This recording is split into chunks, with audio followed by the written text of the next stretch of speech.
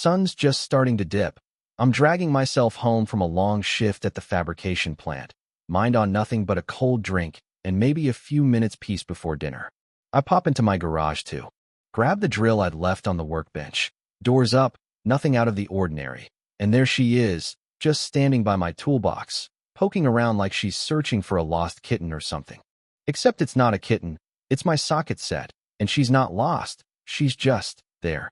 Now, let me paint the picture here. Barbara, queen bee of the HOA, walking stereotype in her 50s. Bleach blonde bob, visor perched like she's perpetually 5 minutes late for tennis at the club. She spins around when she hears me, grabs her knockoff pearl necklace, eyes all wide like I'm the one. Invading. "Oh, Gregory, you startled me," she says, with that sticky sweet voice she saves for writing up violations about someone's grass being half an inch too tall. I must have looked like a cartoon character, jaw on the floor, because the only thing I could manage was, "Barbara, what the hell are you doing in my garage?" And man, she just smiles, just this slow, practiced smile, shrugs like it's the most natural thing in the world. "Just checking on some things," she says, clutching her clipboard like it's a badge. "There's been talk about non-compliant storage in the neighborhood." I just blink. "So, you broke into my garage?" She shakes her head, all faux offended. "Your garage door was up yesterday. I noticed a few questionable items. Thought I'd follow up." She doesn't even pretend to apologize. Well, as HOA president, I have the authority to ensure everyone follows the standards. I must have laughed, or maybe I just bared my teeth. No, you really don't." She doesn't miss a beat, just turns and clicks away in her heels, telling me, "Some of us care about the look of the neighborhood, Gregory. You should thank me." And I just stood there, so stunned I didn't even move until the garage was empty again. I can still hear the echo of her heels. That night, I did what I should have done months ago. I went out and bought cameras. Good ones. 2 days later, she came back, this time with gloves and a fresh notepad, snapping photos of my shelves. Didn't know I had her on camera, not yet. I watched the footage that night, stomach turning over itself. There she was, in and out, like she was on some kind of mission. I didn't confront her, not right away. I wanted more. A pattern. Proof that I wasn't just a one-off on her list. For the next week, Barbara entered my garage 3 more times. Always in the afternoon, always when I was at work. It was like she had my schedule tattooed on her clipboard. I waited. I watched. I let her keep digging her own grave. Then one morning, I find a notice taped right to my front door. Official HOA letterhead, the works. Garage in violation of HOA policy. Improperly stored tools.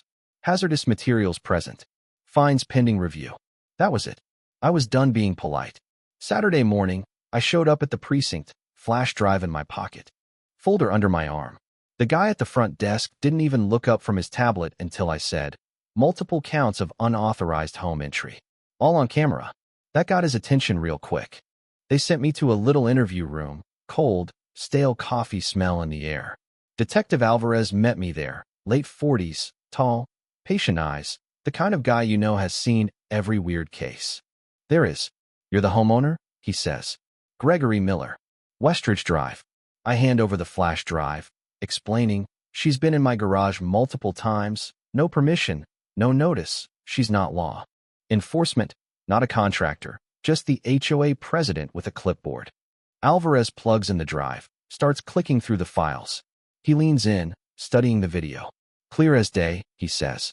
"You're sure she's not authorized?" "Not even close," I tell him. "She's been bullying folks for years, but this is criminal."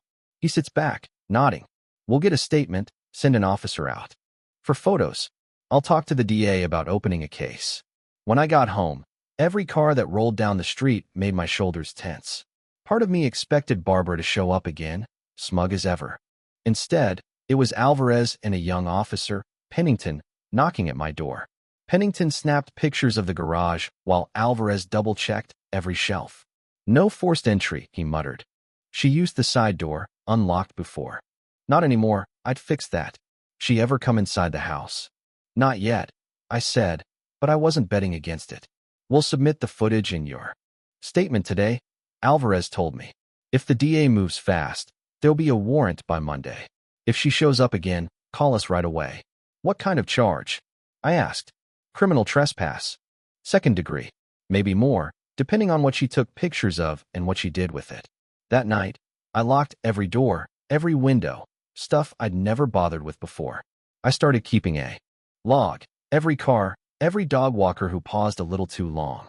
Not paranoid, just methodical. Monday morning, the call came, warrant approved, to be served that afternoon. By 5 o'clock, half the street had gathered at the corner. 2 unmarked cars, 1 cruiser, and Barbara standing in her driveway in a blinding pink windbreaker, arms crossed like she was posing for a magazine shoot. Is this really necessary? She huffed, voice echoing. You're embarrassing yourself. Alvarez didn't flinch. Barbara, all well, you are under arrest for multiple counts of criminal trespass and unlawful surveillance. You could hear the gasp from old Mr. Haverly across the street. Barbara, though, tried to yank her arm free, protesting. I was performing a compliance check. This is my role. Not without consent, Alvarez shot back. Not on private property. As they walked her to the cruiser, she kept insisting she had a legal right, but nobody was buying it anymore. That evening, I sat at my kitchen table, coffee gone cold, scrolling the HOA website. Still listed her as president. Not for long. By Thursday, the board held an emergency meeting. Word spread like wildfire. Barbara was out. VP Stewart was acting president. Week after, I was subpoenaed for the hearing. I showed up early, only suit I own. Barbara was already there, looking everywhere but at me. Lawyer beside her, young guy, clearly regretting his career choices. The judge watched the footage, read the statements, flipped through the photos. Barbara's lawyer tried to argue she had implied permission because of her role. The judge shut him down hard. HOA responsibilities do not supersede state trespass laws. This is criminal behavior. Barbara's hands clenched on the table, but she didn't say a word. After the hearing, Stewart caught up with me outside. A lot of us were too scared to speak up, he said. She's been doing this for years, right? I nodded. She twisted every rule, bullied everyone. But breaking into someone's home, that was too far. Stewart just nodded, grateful. Inside, I was relieved, but also angry it took so long. The neighborhood group chat blew up. Photos of Barbara being led away, stories pouring out, people finally finding their voices. This wasn't just about my garage anymore. It was about every person she'd bullied into. Silence, every ridiculous fine, every family forced to tiptoe around their own homes. The trial date was set for early June. In the weeks leading up, I worked doubles and gathered every scrap of evidence the DA wanted, time-stamped footage, statements from neighbors who'd seen Barbara snooping around, copies of bylaws proving there was zero permission for what she'd done. I even tracked down former board members who'd resigned quietly during her reign. Most were eager to talk. Dolores, a retired accountant, handed me a manila envelope in the grocery store lot. Emails, printouts showing Barbara rerouted fines into a secret fund, no oversight. I turned everything over to the DA. Her eyes lit up. This isn't just trespassing anymore. We're opening a financial misconduct investigation. The city's financial crimes unit got involved. Within days, subpoenas flew for all the HOA's records. Stewart, now interim president, called me. We just discovered withdrawals. Tens of thousands in miscellaneous enforcement fees. Only Barbara had access. The hole kept getting deeper. When the trial started, the courtroom was packed. Residents from every street. Some there for justice, some just to see the spectacle.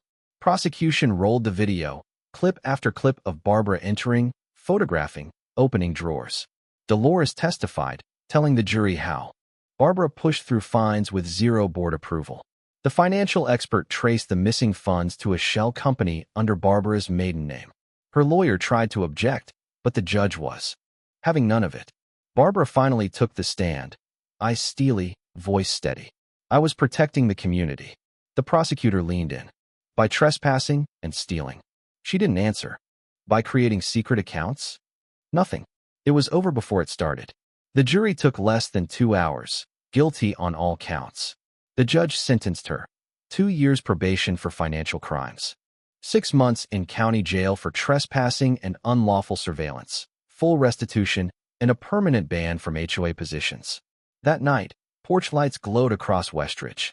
Folks gathered in driveways, swapping stories they'd never dared share before. A family down the street admitted they were planning to move. Someone else, fined for a garden hose, could finally laugh about it. Weeks later, the board held a public meeting, community center packed, not because people were scared, but because they wanted to be there. Stewart stood at the front, clipboard in hand, but relaxed, promising transparency, open nominations, real oversight. No more secrets, no more fear. For the first time, Westridge felt like a neighborhood again. Then came the twist I never saw coming. After the dust settled, a woman in a forest green jacket, Janice from the county, found me.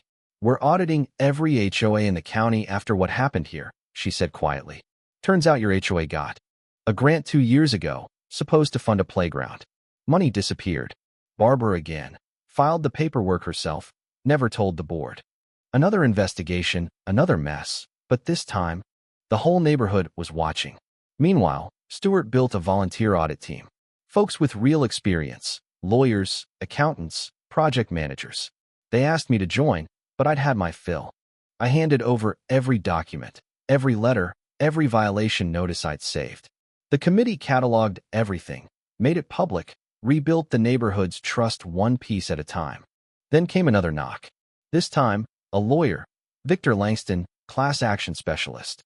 "Residents are coming forward," he told me. "We're compiling a suit against the HOA's insurance provider for negligence." Turns out, Barbara had done this before, in another neighborhood, and it was swept under the rug by sealed settlements. My stomach turned. The damage stretched further than anyone guessed. The consequences were only just beginning. A month later, the county handed down its verdict. Barbara was liable for the grant funds, assets frozen, 6 months to repay or face more penalties. Then, sentencing day, Barbara, in a tan jumpsuit, silent, her lawyer begging for mercy. The judge didn't blink. "You abused your authority, violated trust, and stole from your own neighbors. 18 months jail, 3 years probation, full restitution, 200 hours of community service." When the gavel fell, Barbara just stared, stone-faced, like she still couldn't believe it was over. Nobody cheered outside. Just a kind of quiet relief, a weight off everyone's chest.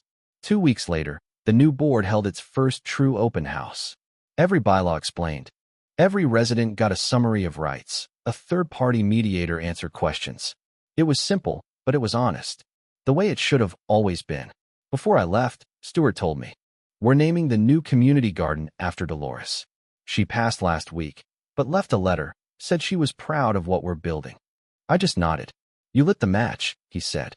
"Nah." I told him. I just pointed a camera. The rest was overdue.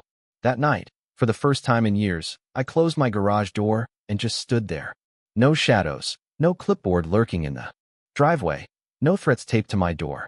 Just a shelf of tools, the hum of summer, the sound of neighbors laughing next door. Westridge isn't perfect, but it's ours again, and after everything. Nobody's taking it from us. So here's my question to you. Where do you draw the line between order and control? When does protecting the community cross over into something darker? Tell me down in the comments. Do you think justice was really served, or was this just the tip of the iceberg? And hey, if you've ever had your own run-in with an HOA nightmare, share your story below. Let's make sure these stories keep coming to light, so nobody else has to fight this battle alone.